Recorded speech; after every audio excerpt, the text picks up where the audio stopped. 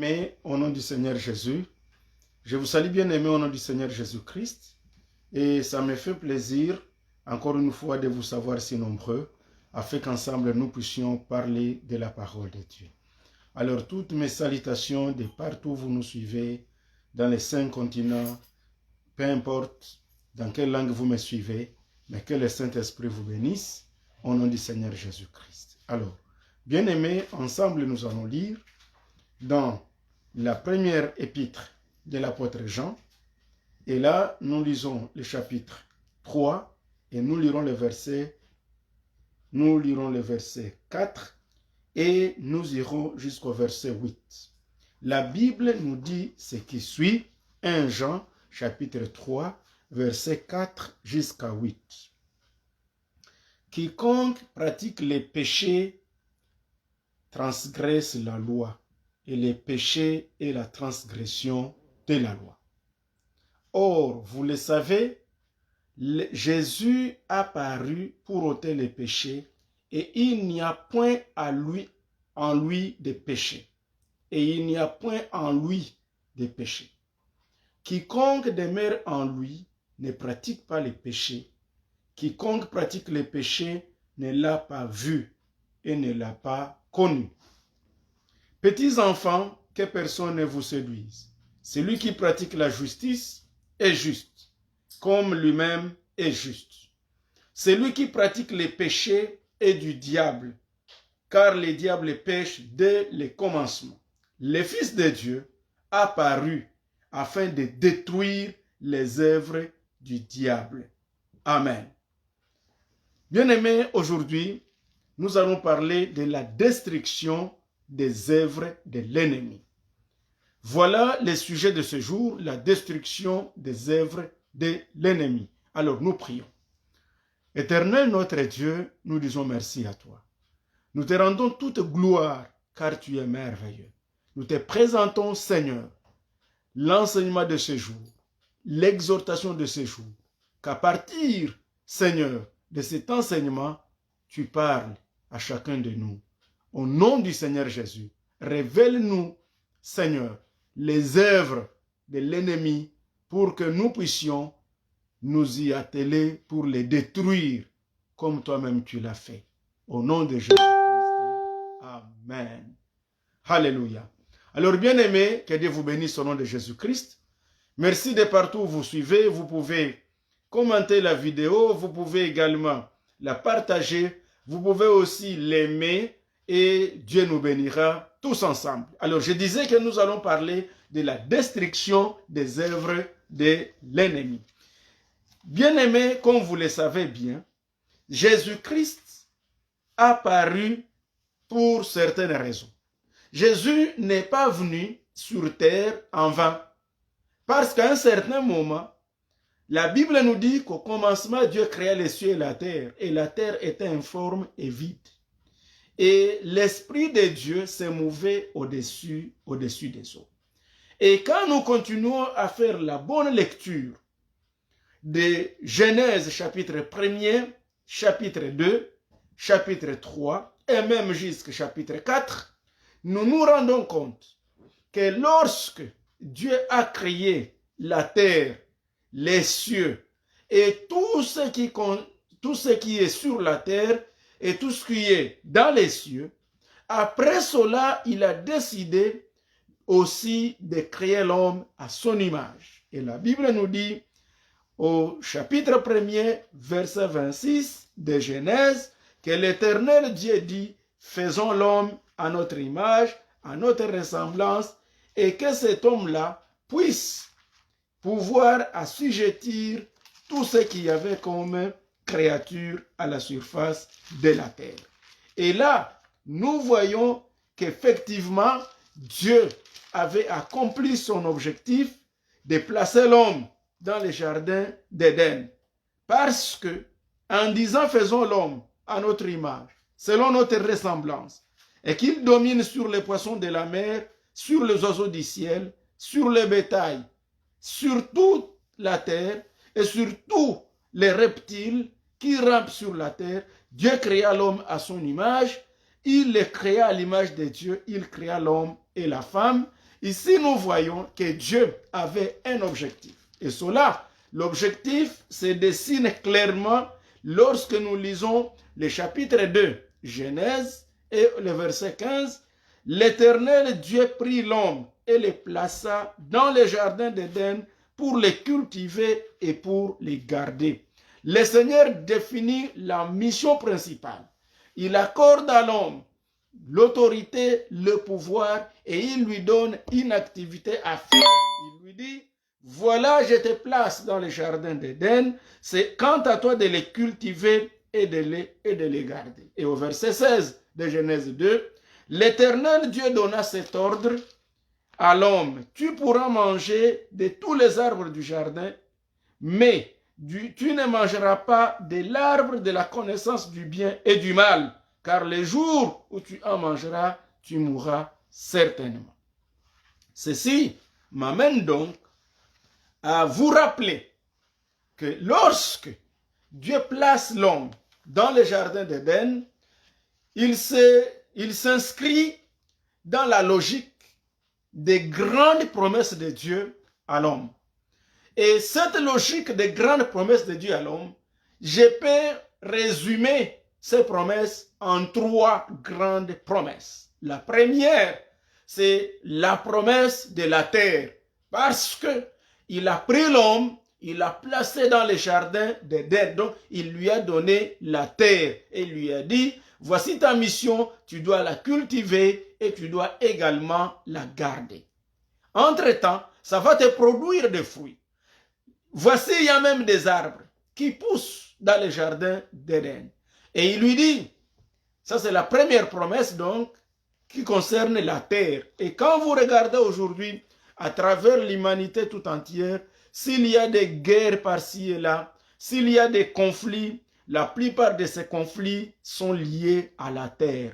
C'est au fait des conflits qui appellent à la conservation, ou je veux dire qui appellent au contrôle de la terre. Parce que ceux qui se battent, leur objectif principal, c'est contrôler la terre.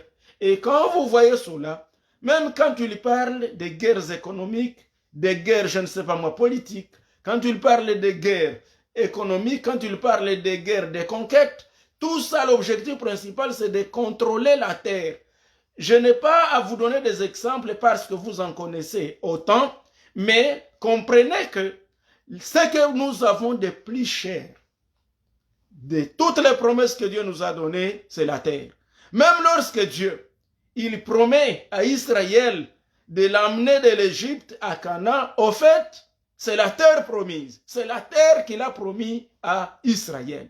Et aujourd'hui, si Israël continue à se battre, s'il y a la guerre entre Israéliens, Palestiniens et tout ce que vous connaissez dans le Moyen-Orient, et pourquoi pas que ce soit en Europe, que ce soit en Afrique, que ce soit en Asie, que ce soit en Amérique, partout au monde, en Océanie, qu'en sais-je encore, partout où il y aura toujours des problèmes de guerre, vous vous rendrez compte qu'il y aura toujours un élément clé autour de cela, ça s'appelle la terre. D'ailleurs, même les réunions pour le contrôle de la terre, même les réunions, je ne sais pas moi, pour le pouvoir, tout se fait autour de la terre ou sur la terre. Donc, comprenez que tout humain qui comprend bien est prêt à se battre pour la terre. Et Dieu a donné à Adam et Ève la terre. La deuxième promesse que Dieu a donnée à Adam et à Ève, à part la terre, c'était la loi. Il leur dit, comme on vient de le dire, dans Genèse chapitre 2, verset 16 jusqu'à 17, il dit, voici, je vous donne tous les arbres, tous les fruits. Vous mangerez de tous les arbres, des fruits de tous les arbres de la terre, sauf celui de la connaissance du bien et du mal. Lorsque vous y toucherez, vous mourrez certainement. Que Dieu vous bénisse, vous qui nous suivez. Alors, bien-aimés dans le Seigneur, comprenez que vous avez une deuxième promesse, c'est la loi de Dieu. Nous avons une deuxième promesse, c'est la loi de Dieu, c'est-à-dire nous devons garder la loi de Dieu. Nous devons protéger ce que Dieu nous donne. Si Dieu nous interdit de faire ceci ou de cela, nous ne devons pas le faire. De la même manière qu'il a fait à Adam dans le jardin d'Éden, il fit de la même manière aux enfants d'Israël. Lorsque ils quittent l'Égypte pour aller à Canaan. Après que le Seigneur leur ait promis la terre, il leur donne la deuxième promesse, c'est sa loi. Et la loi, ici, nous voyons Moïse. Ici, nous voyons les Pentateuques, ici, nous voyons l'Ancien Testament, et nous voyons que Dieu a donné aux enfants d'Israël la loi. Il dit, tant que vous vivrez, vous respecterez mes commandements. Et si vous voulez vivre, respectez mes commandements. Nous également, bien-aimés dans le Seigneur, voici la deuxième promesse que nous avons. Et la troisième promesse que Dieu a donnée à chacun de nous, c'est sa présence. Quand nous sommes dans le jardin d'Éden, nous voyons que dans Genèse chapitre 3, la Bible nous dit, au verset 8, la Bible nous dit que le Seigneur parcourait chaque soir le jardin d'Éden afin de pouvoir voir comment Adam et Ève ont passé la journée. C'est ce que la Bible nous dit. Alors ils entendirent la voix de l'Éternel Dieu qui parcourait le jardin vers le soir. Et l'homme et sa femme se cachèrent loin de la face de l'Éternel Dieu au milieu des arbres du jardin. Voilà la troisième promesse, c'est la présence de Dieu. Nous également, bien-aimés dans le Seigneur, je reviens d'abord, même pour les enfants d'Israël, lorsque Moïse conduit Israël pour l'amener à Canaan, arrivé au désert, les enfants d'Israël ont péché contre Dieu et le Seigneur a juré de ne plus les accompagner dans leur parcours. Et dans Exode 33, le premier verset jusqu'au deuxième, la Bible nous dit que Dieu lui-même a dit aux enfants d'Israël, il dit à Moïse, maintenant, comme vous allez partir avec ce peuple, allez avec ce peuple et je vais vous envoyer un ange pour aller avec vous. Mais quand nous allons en Exode chapitre 33, verset 12, Moïse pose la question à l'Éternel, dit, Seigneur, tu me dis d'amener ce peuple, mais qui enverras-tu avec moi? Et le Seigneur dit, voilà, il y a un ange qui doit vous accompagner. Mais Moïse dit, si tu ne pars pas toi-même avec nous, ne nous dis pas de quitter en ces lieux. Et voilà, en fin de compte, au verset 15, le Seigneur lui-même va dire à Moïse, moi-même je marcherai avec vous. Voilà, bien aimé dans le Seigneur, les trois promesses. Nous avons la promesse de la terre, nous avons la promesse de la loi et nous avons également la promesse de la présence de Dieu. Voilà les souhaits d'ailleurs que je souhaite que le Seigneur puisse vous faire dans toute votre vie, ma chère qui me suivez, mon cher qui me suit, de partout où vous suivez, que le Seigneur Jésus-Christ vous donne sa présence tous les jours, qu'il t'entoure de sa présence, qu'il t'entoure, Seigneur, lui-même de sa grâce, parce que ce n'est qu'avec la présence de Dieu que tu pourras réussir à détruire les œuvres de l'ennemi. Et nous venons de lire effectivement que le Seigneur Jésus-Christ a paru. Écoute-moi maintenant, le Seigneur a paru pour 5 raisons. La première raison, pour ôter les péchés. C'est ce qu'on venait de lire dans 1 Jean 3, verset 5. Et la Bible dit qu'il n'y a point de péché en lui. Donc si Jésus-Christ est venu sur la terre, c'est parce qu'effectivement, l'homme que Dieu avait placé dans le jardin d'Éden avait failli à la mission de respecter la loi de Dieu. La Bible nous dit qu'il lui était interdit de toucher sur l'arbre de la connaissance du bien et du mal. Mais malheureusement, l'homme ayant été tenté, quand je parle de l'homme ici, nous voyons Adam et Ève, c'est-à-dire l'homme avec H majuscule, donc qui prend tous les deux genres, c'est-à-dire masculin et féminin, comme le reconnaît la parole de Dieu. Alors, ainsi donc, bien-aimés dans le Seigneur, nous voyons ici que l'homme a failli à la mission. L'homme n'a pas respecté la loi de Dieu. Et pourtant, le respect de la loi de Dieu était la condition sine qua non afin de continuer à jouir de la terre, afin de continuer à jouir de l'éminence sur la terre. Et ici, avec tout ce qu'il pouvait avoir comme décision sur la terre, tout ce que l'homme pouvait avoir comme autorité sur la terre, tout ce que l'homme pouvait avoir comme bénéfice ou produit de la terre, tout cela requérait le respect de la loi de Dieu. Nous-mêmes également, nous avons également au devant de chacun de nous, nous avons la promesse de la terre. Et pour nous, la terre que le Seigneur nous a promise, c'est le ciel. Donc, c'est le ciel qui nous a été promis. Deuxièmement, il y a la loi de Dieu, c'est-à-dire nous voyons la parole de Dieu que nous devons respecter. Et ici, quant à ce qui nous concerne, nous avons l'Ancien et le Nouveau Testament.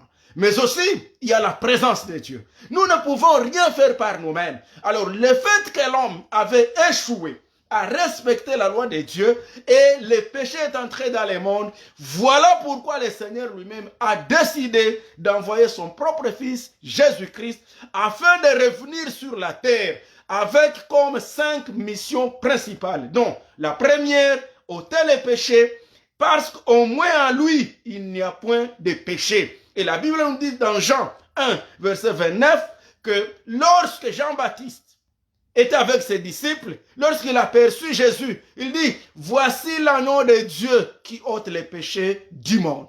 Donc Jésus est venu pour ôter les péchés du monde. Bien aimé, qu'on ne vous trompe pas. Et je vais être très concret avec vous. Comprenez qu'il y a la différence avec tout ce que nous appelons des prophètes. Chaque religion, chaque communauté religieuse, chaque je ne sais pas moi, conception de religion, de divinité, a également sa mission. Mais Jésus, que nous prêchons, a une mission principale, c'était de venir ôter les péchés. Et quand vous allez lire dans tous les livres de religion de ce monde, aucun autre livre, à part la Bible, ne décrit celui qui est venu ôter les péchés du monde, et c'est seul Jésus-Christ. En d'autres termes, en dehors de Jésus-Christ, il n'y a aucun autre capable d'ôter les péchés. Gloire soit rendue à Jésus. Deuxième mission, c'est afin de détruire les œuvres de l'ennemi. Voilà pourquoi, bien-aimés dans le Seigneur, comme je vous l'avais très bien dit, c'est que la deuxième mission du Seigneur Jésus-Christ, c'est de détruire les œuvres de l'ennemi qui est le diable. Et je souhaite que vous compreniez que lorsque l'ennemi Satan est venu sur la terre, lorsqu'il a détruit notre relation avec Dieu, nous sommes devenus comme ses jouets, mais gloire soit rendue à Jésus-Christ qui a accepté de venir afin de détruire les œuvres de l'ennemi. Alléluia. Et bien aimé, je déclare que les œuvres de l'ennemi soient détruites dans votre vie. Bien entendu, j'en parlerai assez pour que vous puissiez comprendre quelles sont les œuvres de l'ennemi qui doivent être détruites dans votre vie. Pour que vous puissiez toujours jouir du bonheur, de la grâce et de toutes les bénédictions qui sont cachées dans les promesses que Dieu nous a promises. Nous devons comprendre qu'il y a un ennemi dont son rôle est également de détruire ce que le Seigneur nous a donné. Dont l'ennemi a comme objectif effectivement de nous amener en dehors du plan de Dieu. Mais que gloire soit rendue à notre Seigneur et Sauveur Jésus-Christ, car au moins en lui, nous avons la restauration de ce qui était perdu dans le jardin d'Éden. Troisième mission du Seigneur Jésus-Christ, c'est pour condamner les péchés dans la chair. C'est pourquoi Jésus est venu dans la chair. Si nous sommes dans Romains chapitre 8, verset 3, la Bible nous dit que Jésus-Christ, parce qu'il y a des gens qui se posent la question de savoir, mais Jésus, de Dieu qu'il est, mais il pouvait juste paraître, mais pourquoi il est passé par la Vierge Marie? Mais pourquoi il est passé par ce chemin de la chair? Effectivement, c'est parce que les péchés ayant été commis dans la chair, Jésus a choisi de passer par la même voie afin de détruire les péchés dans ses racines. Or, les racines du péché étaient cachées dans la chair. Romains chapitre 8, le 3e verset, la Bible nous dit ce qui suit. Car, chose impossible à la loi, parce que la chair la rendait sans force, Dieu a condamné les péchés dans la chair en envoyant à cause du péché son propre fils dans une chair semblable à celle du péché. Alléluia. Et c'est là afin que la justice de la loi soit accomplie à nous qui marchons non selon la chair, mais selon l'esprit. Que le nom du Seigneur soit grandement béni. Donc, voici une autre raison qui a fait que le Seigneur Jésus-Christ, c'est la 4e raison, pour qu'il puisse venir, 3e raison plutôt, c'était pour également détruire les œuvres de la chair ou condamner les péchés dans la chair. Condamner les péchés dans la chair. 4e raison, il est passé par la mort pour rendre le diable impuissant. Parce que c'est le diable qui avait la puissance de la mort. Et ici nous sommes dans Hébreux chapitre 2, verset 14. Alors dès lors que Le diable, c'est lui qui avait la puissance de la mort. Il a fallu que Jésus-Christ lui-même puisse venir et qu'il accepte aussi de passer par la mort afin de détruire celui qui avait le pouvoir sur la mort. Gloire au Seigneur Jésus. Alors nous lisons ensemble Hébreux chapitre 2 verset 14 pour que vous compreniez de quoi il s'agit. Ainsi donc, puisque les enfants participent au sang et à la chair, il y a également participé lui-même, afin que par la mort, il rende impuissant celui qui avait la puissance de la mort, c'est-à-dire les diables. Alléluia. Une deuxième raison, pourquoi Jésus a accepté la mort? Parce que c'est aussi une question que les gens peuvent se poser. Mais Jésus, de Dieu qu'il était, il pouvait, tout simplement après avoir prêché, il pouvait retourner au ciel en plein air, comme il l'avait fait après sa résurrection. Mais non, il devait aussi passer par la mort parce que il devait rencontrer celui qui avait le pouvoir sur la mort afin de les détruire, de détruire ses œuvres. Et là, j'aurais lu, la Bible nous dit, il y a également participé lui-même, afin que par la mort, donc la mort de Jésus-Christ, il rende impuissant celui qui avait la puissance de la mort. Donc si Jésus est allé dans les séjours des morts, il n'est pas allé là pour rien, il avait une mission. Et la mission principale de Jésus-Christ, c'était de rendre les diables impuissants. Ainsi, au verset 15, il délivre tous ceux qui par crainte de la mort, alléluia, étaient toute leur vie retenus dans la servitude. Bien-aimés, comprenez que vous n'avez plus de raison d'avoir peur de la mort. Nous avons quelqu'un qui a vaincu la mort, il s'appelle Jésus-Christ. Au verset 16 de Hébreux 2, car assurément, ce n'est pas des anges qu'il vient en aide, mais c'est à la postérité d'Abraham. Or, la postérité d'Abraham, c'est nos Galates 3, 6 à 7. C'est vous et moi qui avez crié au Seigneur Jésus-Christ. Car ce sont ceux qui ont la foi qui sont des fils d'Abraham. Donc, c'est à cause de nous que Jésus-Christ a accepté de pouvoir passer par la mort afin de pouvoir rendre impuissants les diables qui avaient le pouvoir de la mort. Cinquième raison qui a fait que le Seigneur Jésus-Christ puisse paraître, c'est Jésus est apparu pour effacer les péchés par son sacrifice, pour son sacrifice. Hébreux 9, 26. Hébreux chapitre 9, verset 26. Voici ce que dit la parole de Dieu. Autrement, il aurait fallu qu'il ait souffert plusieurs fois depuis la création du monde. Mais maintenant, à la fin des siècles, il a paru. Donc Jésus a paru une fois pour toutes pour effacer les péchés par son sacrifice. Amen. Voilà, bien-aimés dans le Seigneur, les 5 principales raisons qui ont fait que le Seigneur Jésus-Christ puisse paraître. Jésus a paru tout simplement parce qu'il avait une mission. Ôter les péchés, détruire les œuvres de l'ennemi, condamner les péchés dans la chair et passer par la mort pour rendre les diables impuissants, car c'est le diable qui détenait le pouvoir de la mort. Et il a paru enfin pour effacer les péchés par son sacrifice. En résumé, Jésus a paru pour nous sauver, pour nous restaurer dans ce qu'on avait perdu dans les jardins d'Éden. Alors, voici en fait mon introduction. Et le dimanche prochain, nous allons continuer et maintenant nous allons parler concrètement ou clairement de la destruction des œuvres de l'ennemi. Que Dieu vous bénisse, bien-aimés dans le Seigneur. Je vous donne rendez-vous le dimanche prochain et que Dieu vous bénisse. De partout où vous nous suivez à travers le monde, soyez grandement bénis au nom de Jésus-Christ. Amen. Amen. Alors, je vais prier pour vous et le Seigneur va nous bénir.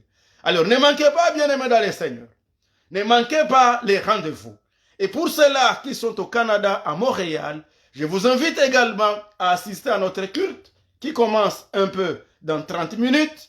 Et là, pour ceux qui sont au loin, vous pouvez même vous connecter en ligne. Je sais bien qu'on va vous envoyer, dans un bref délai, on va vous envoyer les liens. Mais pour d'autres, les dimanches prochains, vous êtes bien invités à participer à nos cultes sur le boulevard Saint-Michel au 8350 et le Seigneur vous bénira. Ici nous sommes à Montréal, dans la province du Québec, au Canada. Que Dieu vous bénisse, bien-aimés, au nom du Seigneur Jésus-Christ. Tendre Père, au nom du Seigneur Jésus, je te bénis, car tu es merveilleux. Je te loue, car il n'est comparable à toi. Merci Jésus, car tu as accepté de venir afin d'ôter les péchés, afin de détruire les œuvres de l'ennemi. Tu as accepté de venir afin de condamner les péchés dans la chair. Tu as accepté de venir afin, Jésus-Christ, de rendre le diable impuissant, lui qui avait le pouvoir de la mort. Tu as accepté de venir, ô notre Dieu, afin de pouvoir enlever les péchés et de nous sauver. Merci pour le salut, merci pour la grâce, merci pour tout ce que tu fais. Et je prie pour les bien-aimés que le dimanche prochain soit un dimanche de grande bénédiction et de délivrance au nom du Seigneur Jésus. Que Dieu nous bénisse. Amen. Alors que Dieu vous bénisse, bien-aimés, et à dimanche prochain, si Dieu nous fait grâce.